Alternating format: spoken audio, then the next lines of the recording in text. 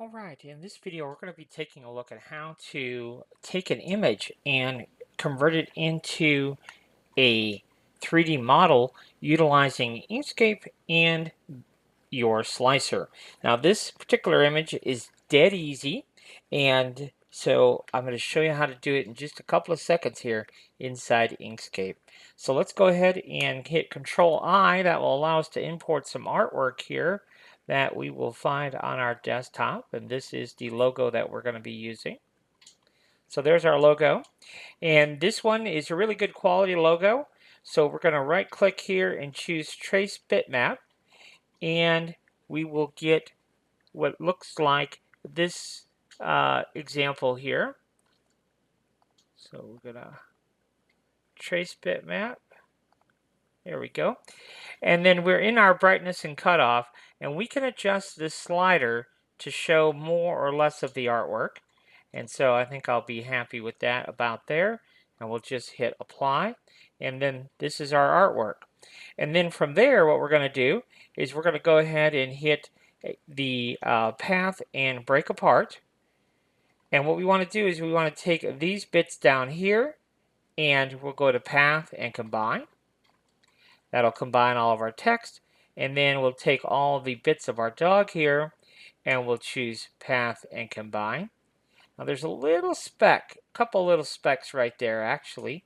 See those little specks? So we're just going to come in here with our Alt key, and we'll just, those little specks we're going to get rid of. We could have maybe upped our threshold a little bit to eliminate those if we really wanted to, but I think that's all I really see that I wanted to get rid of. And then this piece over here, we want to give that a different color. So we'll go ahead and do something like that. Okay. So now we have our logo done. So let's go ahead and we're going to select everything to make sure we do have everything selected here. And let's go ahead and group it together. So we can right click and choose group. That's probably the easiest way. Or we can hit Control G on our keyboard.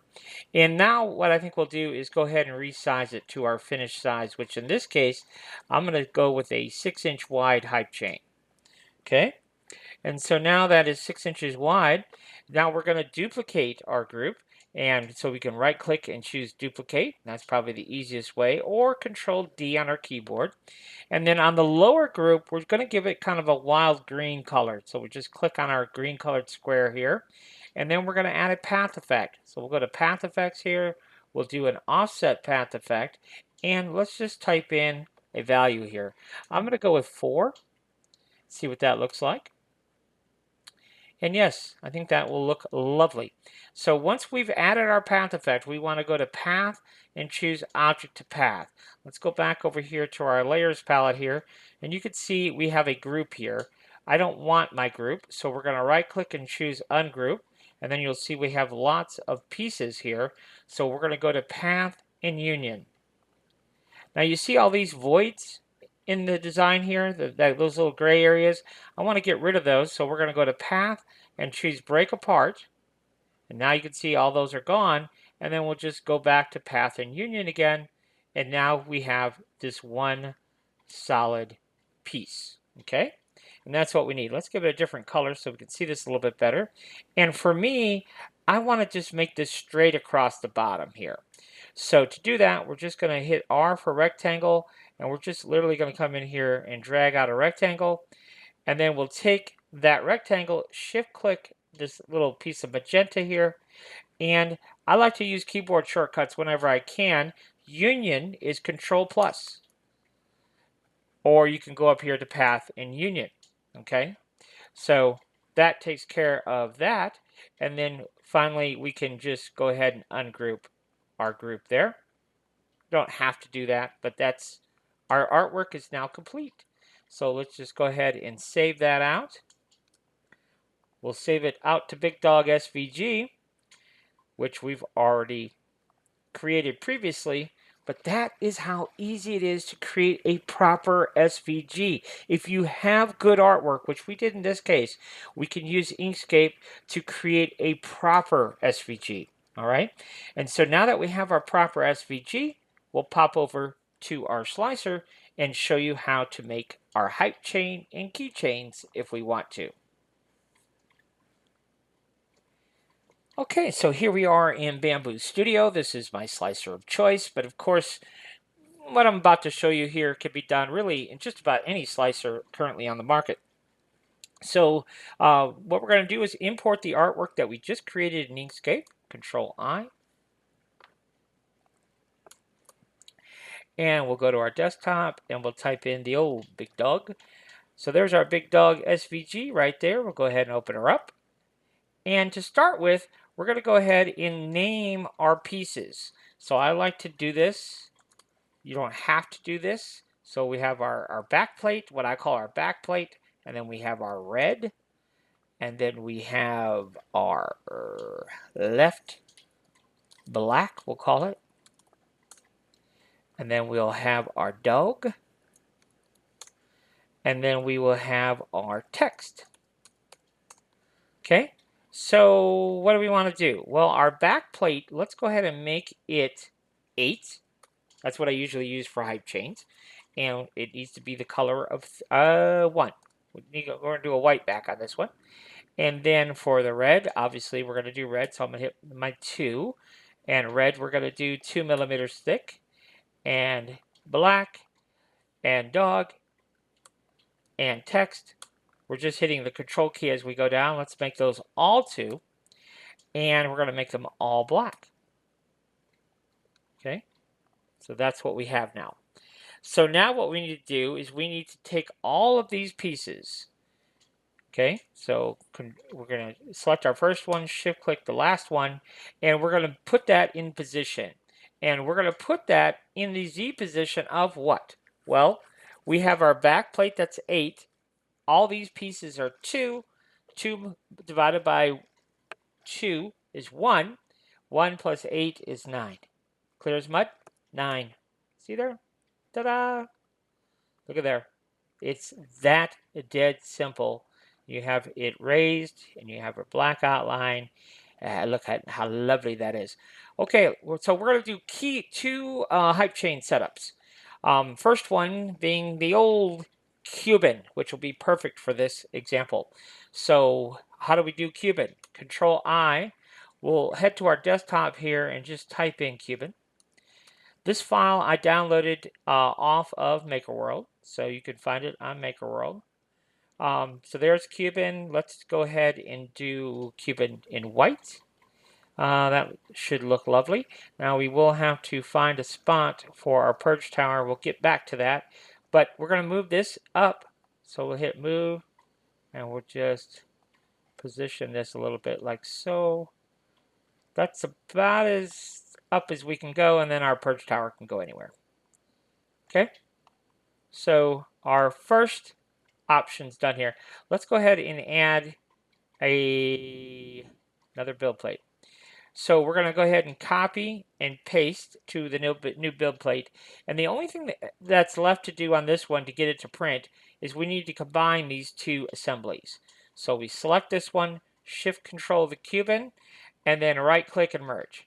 Okay, so now that will print properly. And then what are we doing over here? Well, here we're going to have to bring in some new hype chains. So control I, go to our desktop, and this time we're going to type in Jackson. Now Jackson 3D World is on YouTube, and Jackson Jackson 3D has a MakerWorld profile. These are his links. We'll go ahead and import the geometry only, and then we're just going to borrow one of these links. We're going to move it over here to our build plate here. Make sure. Sometimes you got to zoom in a little bit here to get it and move it. There we go. And usually what I do for this, I will usually go ahead and center this so we can click on this piece here and center it, and then we can move it into position. So we will just use our arrows here and move it straight up, and we just need enough of it sticking out where we could stick another link into it. So that's probably pretty good right there. And And then just like before, we want to make sure that our ring is connected to the main assembly for printing. So we'll select our ring, Shift Control to select our assembly, and then we'll hit merge. And now those are merged together. And then down here, we'll have to print 2 plates of our links to be long enough for our hype chain. Okay, so let's go ahead and add another build plate. And this is the standard hype chain setup I do for everyone when I'm doing a custom design for them. But what we're going to do is something a little bit different here. We are going to scale this to 3 inches. And we want to do 3 inches this way. So 3 inches is, and we do want to choose uniform scale. So let's do this. Uniform scale, then 75. Boom. Okay, so now she's been shrunk to keychain size. And then we have to decide where we want our keychain hardware to go. So I'm going to go ahead and import, go to my desktop, and we'll go to key tag. Now, if you want this little file, I'm happy to send it to you, or you could just make it. It's just literally 2 circles, so nothing too special here. But you just decide where you want your little key tag to sit. All we need is it big enough for us to slide in our jump ring. Okay, so it doesn't need to stick out above our plate very much. And so now you can see it is 10 millimeters thick. Let's alt click on our white plate and take a look at how thick that is. That is 3.8. So this little guy needs to be 3.8. Boom. Okay. So see there? And again, we just need enough of it sticking out to slide in our jump ring. And that's plenty. We can fit our jump ring in that. So all we have to do is click on that and Shift Control, right click and merge to bring those 2 together. When we go to print, we are in business. And I like to put them down here in the lower left and just copy and paste. And paste and paste and paste and paste and paste and paste and paste and boom. That's all that's going to fit. And then, yes, my OCD will get the best of me if I don't select that. And we will center it to the plate, but we probably will have a collision there with our purge tower. So then we'll just slide this down a little bit to avoid our purge tower. So now we have our keychains, we have our Cuban hype chain and our regular hype chain, and we are in business. So you can see nothing complicated about this, folks. And do not use that silly make-a-world keychain thing. We want proper SVGs for lots of reasons, because now we can sell our customer our 3D printed goods, but we can sell our customer decals. You know, we can we can send this off to get some stickers made, some DTF stickers.